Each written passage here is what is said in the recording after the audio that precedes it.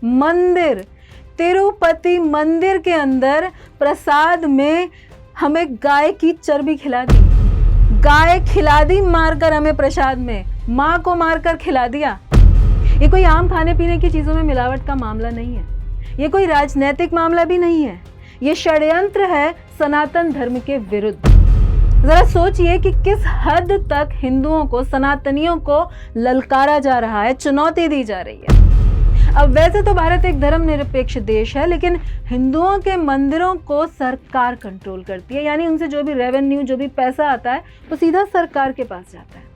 वहीं दूसरे धर्म जैसे मस्जिदों से, चर्च से, गुरुद्वारों, उनके साथ ऐसा नहीं है। जाग जाइए, हमारे देश और धर्म के खिलाफ पूरी दुनिया है और हम अकेले हैं। एक ऐसी खबर जिससे तिरुपति बालाजी के सभी भक्त, सभी सनातनियों को बहुत बड़ा धक्का लगा है। लोग सकते में हैं। भ्रष्टाचार का ऐसा मामला कि भगवान को भी नहीं छोड़ा। एनिमल फैट, जानवरों की चर्बी से जुड़ा हुआ। जी हाँ, तिरुपति बालाजी का प्रसाद हम सभी ने खाया है और अपने परिवार वालों को, दोस्तों को बड़े प्यार से, बड़े गर्व और आस्था के साथ बांटा है। सबने खाया है। पूरे देश में, हर राज्य के हर जिले में हर आदमी ने या तो खुद जाकर या जो कोई भी गया उससे कभी ना कभी मंगाया है कि मेरे लिए भी 2 लड्डू, मेरे लिए 5 मंगाए हैं ना, और खाए हैं बड़े प्रेम से।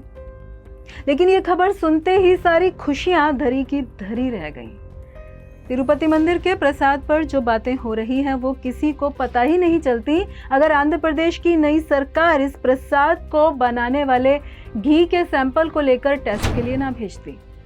जांच के लिए, टेस्ट के लिए जाता ही नहीं घी, तो किसी को पता ही नहीं चलता कि उस लड्डू प्रसाद को बनाने में जो घी लग रहा है उसमें सूअर के, मछली के और गाय की चर्बी। ये कोई आम खाने पीने की चीज़ों में मिलावट का मामला नहीं है, ये कोई राजनीतिक मामला भी नहीं है, ये षड्यंत्र है सनातन धर्म के विरुद्ध। और आपको ये पता ही होगा कि ये किसी सामान्य मंदिर का नहीं, वरन हिंदू आस्था के केंद्र, विश्व के सबसे प्रसिद्ध और सबसे वैभवशाली मंदिर तिरुपति बालाजी की बात है। यहाँ भक्तों को लड्डू प्रसाद बांटने की परंपरा 300 साल पुरानी है। तो सबसे पहले ये समझते हैं कि ये लड्डू प्रसाद बनता कैसा है, क्योंकि सारा मामला इसी पर टिका हुआ है।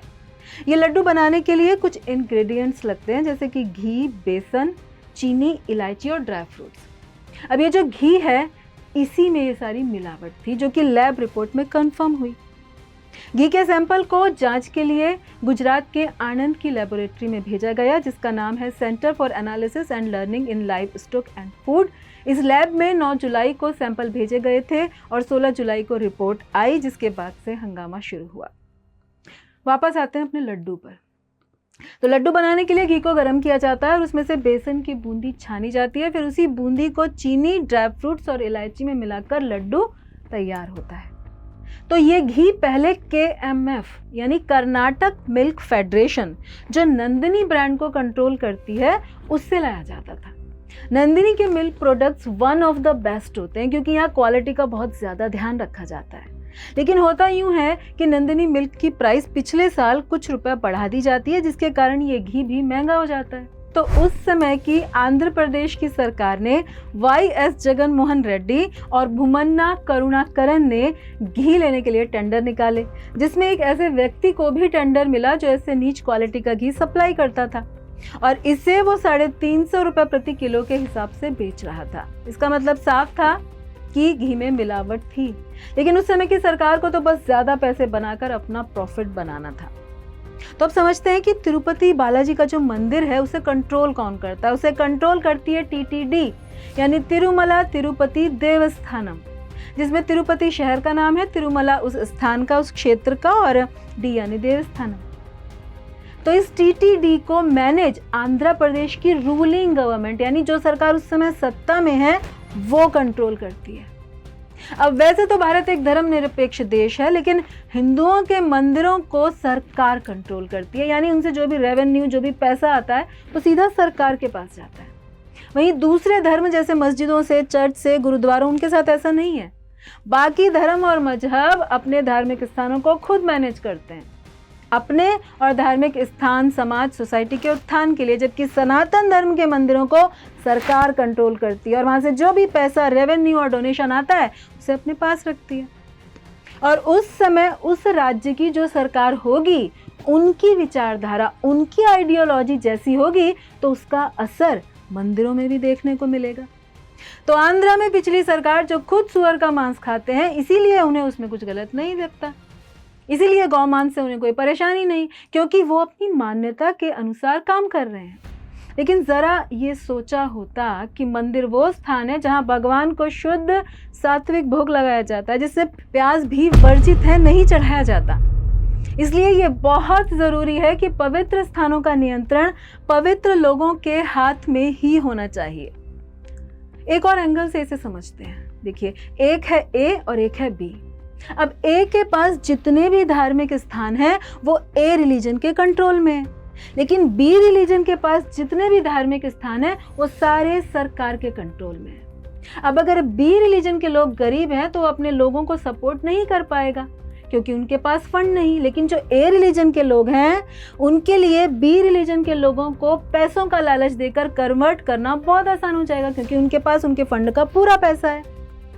मतलब कि अगर हिंदू मंदिरों को सरकार नियंत्रित करती है तो जो उनके मंदिर हैं वो उनकी मदद नहीं कर सकते जो गरीब हैं, और उस केस में कोई और आइडियोलॉजी के लोग उन्हें हिंदू धर्म छोड़ने के लिए आसानी से कन्विंस कर लेंगे। कब तक कोई सहन करेगा ये? मतलब हद की भी हद हो गई। जी क्यों रहे हम लोग? आपको मालूम है यही लड्डू अयोध्या जी भी गए थे। ये किया ही इसलिए गया है कि हम मंदिर ना जाएं, हमारी भावनाएं आहत हों, मंदिर सूने पड़ जाएं, कोई प्रसाद छुए भी नहीं, खाना तो बड़े दूर की बात है। मंदिर, तिरुपति मंदिर के अंदर प्रसाद में हमें गाय की चर्बी खिलाती, गाय जिसमें 33 करोड़ देवता होते हैं जिन्हें केवल छूने से बीपी, एंजाइटी, डिप्रेशन दूर हो जाता है। उनके गोबर से हवन करते हैं, पंचगव्य बनाते हैं। भगवान श्री कृष्ण के लोक का नाम गौलोक है, कृष्ण लोक नहीं। वो गाय, गौ माता, पर किसकी माता? माता मानता कौन है आज उन्हें? गाय खिला दी मारकर हमें प्रसाद में, माँ को मारकर खिला दिया। गौ मांस की चर्बी, मछली का तेल, लाड, सुअर की चर्बी खिला दी, और तो और भगवान को भी भोग लगाया गया। अब बताइए बचा क्या है? हर तरफ से हमारी आस्था को तोड़ने का, बर्बाद करने का षड्यंत्र हो रहा है। आपको पता ही होगा असुर भी यही करते थे ना, कोई भी यज्ञ, आहुति, अनुष्ठान पूरा ना हो उसमें विघ्न डालने के लिए सारे अभक्ष्य पदार्थ उसमें डालते रहते थे। मायावी होते थे ना, तो शक्ति का प्रयोग साधु संतों को मारने के लिए, उनकी पवित्रता और भक्ति को नष्ट भ्रष्ट करने के लिए करते थे। तभी तो यज्ञ की रक्षा के लिए विश्वामित्र जी श्री राम और लक्ष्मण को लेकर गए थे। इसीलिए ये केवल मंदिरों में मांस की बात नहीं, ये सनातनियों की आस्था पर चोट है, कड़ा आक्रमण, ऐसा प्रहार है। जरा सोचिए कि किस हद तक हिंदुओं को, सनातनियों को ललकारा जा रहा है, चुनौती दी जा रही है। हालांकि पार्टी के नेताओं ने तिरुपति बालाजी की कस्में खाई और वर्तमान सरकार के दावों को झूठा बताया, लेकिन नेशनल डेयरी डेवलपमेंट बोर्ड की लैब से जब रिपोर्ट आई तो बात सही निकली है। रिपोर्ट से ये बात पुष्ट हो गई है कि लड्डू बनाने के लिए प्रयोग में लाए गए घी में गाय की चर्बी, मछली का तेल और सुअर की चर्बी की मिलावट थी। मंदिर की पवित्रता भंग कर दी गई, भक्तों के साथ धोखा हुआ है। और क्यों होता क्यों है ऐसा बार बार हमारे ही साथ? कारण है, बहुत बड़ा कारण है। क्योंकि ऐसा करने वालों को भी पता है कि अरे कुछ भी कर लो, इन्होंने कुछ नहीं करना और कभी नहीं करना, ये सोए हुए हैं, सोते रहेंगे। कुछ साल पहले बालाजी मंदिर के पीछे की जमीन छीनने की कोशिश की गई थी। जब उसमें सफल नहीं हुए तो लोगों का धर्म छीनने लगे, धर्म भ्रष्ट करने लगे। अगर किसी और मजहब के लोगों को धोखे से उनकी आस्था के विरुद्ध कुछ खिलाया गया होता ना, तो अब तक पूरी दुनिया में हल्ला मच गया होता, बवाल मच जाता। लेकिन हम तो हैं, हमारे धैर्य की कोई सीमा नहीं। किंतु स्मरण रहे कि धर्मो रक्षति रक्षितः। यदि हम धर्म की रक्षा करेंगे तभी धर्म हमारी रक्षा करेगा, अन्यथा हमारा तो इतिहास है जिससे हमने कभी कुछ नहीं सीखा। पहले मुगल, फिर फ्रांसीसी, फिर अंग्रेज, और अब भी हम रेडी हैं कि आ जाओ, कोई भी आ जाओ और हमारे ऊपर राज करो। क्योंकि हिंदुओं को ना, चाहे वो देश की 80% की आबादी में क्यों ना हो, उन्हें बस अपनी आने वाली 7 पुश्तों के लिए पैसा जुटाना है। हिंदू चाहे 4 साल से 60 साल तक क्यों ना हो, वो बस अपना बैंक बैलेंस बढ़ाना ही सीखता है। और उसके बाद भी, उससे भी बड़ी बात तो ये है कि 60 साल के होने के बाद भी उन्हें धर्म के लिए समय नहीं। तुम करो, तुम करो, हम भी करेंगे, अभी हमें बहुत काम है। हाँ, इस वीडियो बहुत अच्छा बनाया है, हम इसको 2 लोगों को शेयर ज़रूर करेंगे, फॉरवर्ड कर देंगे। और क्या करें, क्या कर सकते हैं, क्या करें? अरे करो, अब तो कुछ तो करो। पानी सर के ऊपर जा चुका है, रगों में खून है कि पानी है? हम सनातनी है कि मिलावटी है? ये धर्म है या मजाक समझ रखा है हमने? कब जागेंगे हम?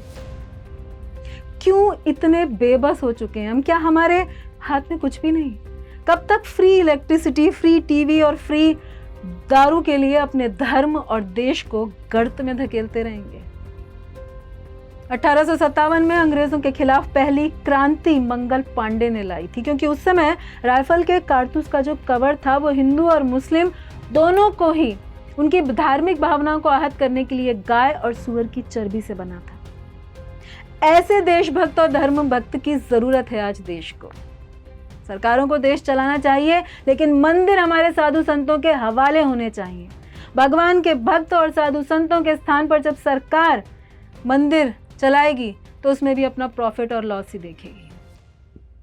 मंदिर पर चढ़ावे के बाद बालाजी के भक्त प्रसाद रूप में बड़े प्रसन्न होकर केवल लड्डू प्रसाद ही ले जाते थे।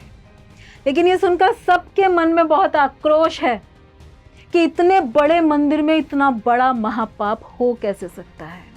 इस तरह की हरकत से भक्तों की भावनाएं आहत हुई हैं, उनमें नाराजगी है, इसलिए जल्द से जल्द एक्शन होना चाहिए। राष्ट्रीय स्तर पर सनातन धर्म रक्षा बोर्ड बनना चाहिए। देश भर में मंदिरों की देखरेख से जुड़े मुद्दों पर चर्चा होनी चाहिए और सनातन धर्म को अपवित्र होने से बचाना चाहिए।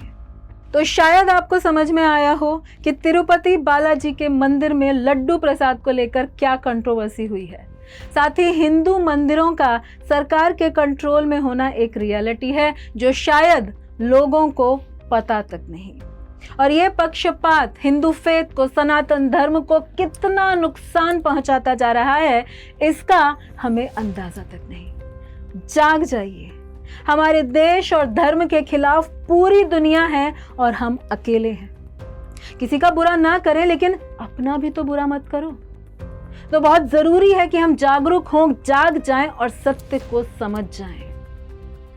तो अब प्रश्न ये भी कि हमने भी तो अनजाने में बड़े ही श्रद्धा और प्रेम से भगवान के प्रसाद का सम्मान करते हुए उसे ग्रहण किया, अनजाने में ही सही, कि उसमें क्या मिलावट हो सकती है। तो क्या करें?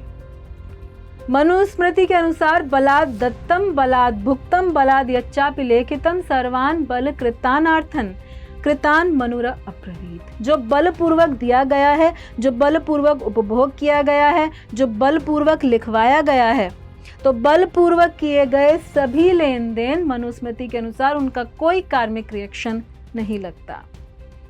लेकिन अगर फिर भी मन में संशय है, पश्चाताप करने की इच्छा है, तो अधिक से अधिक गौ सेवा करें, गौदान करें, गंगा स्नान करें, तीर्थों में जाएं और भगवान के नाम का अधिक से अधिक जप करें। साथ ही सरकार से हमारी अपेक्षा रहेगी कि ऐसे लोगों को कैपिटल पनिशमेंट मिले, हमारे मंदिरों को सरकारी नियंत्रण से मुक्त किया जाए और धर्म गुरुओं के हाथों में मंदिर की बागडोर दी जाए और राष्ट्रीय स्तर पर सनातन धर्म रक्षा बोर्ड बनाया जाए।